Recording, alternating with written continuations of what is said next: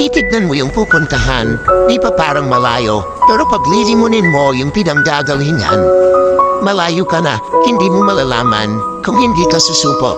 Ang buhay ay isang malaking sugal kung lagi kang takot sumugal sa isang bagay. Dahil takot kang mawalan, mauubos lang kung anong meron ka. Kung hindi ka mawawalan, hindi ka rin magkakaroon. Kung ano man ang mga desisyon mo ngayon, yun ang magiging buhay mo bukas. Lakasan mo lang yung loob mo. Dahil ang mundong to, aapakan lang ang mga mahihina. Ibangon mo, palagi, ang sarili mo. Parang araw magugulat ka na lang na ang layo na pala ng narating mo. Kahit mapagal ang progress, basta may usad. At kumikilos ka, okay na yan. Wala tayong magagawa. Ganyan talaga ang proseso ng buhay. Lahat tayo nakakaranas ng hirap. Di natin alam kung hanggang kailan tayo dito sa mundo. Kaya mas piliin mo, maging mabuting tao. Ang pinakayaman na maituturing natin sa sarili ay ang ating mga pangarap.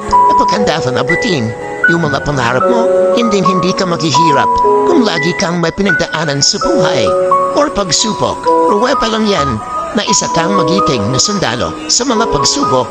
Diyan ka aangat, diyan ka babaguhin yung tatag mo kung paano ka magayos ng problema. Hindi ka magtatagal sa mundo. Lubos-lubusin mo na, tuwin mo yung mga bagay na handang iangat ang sarili mo.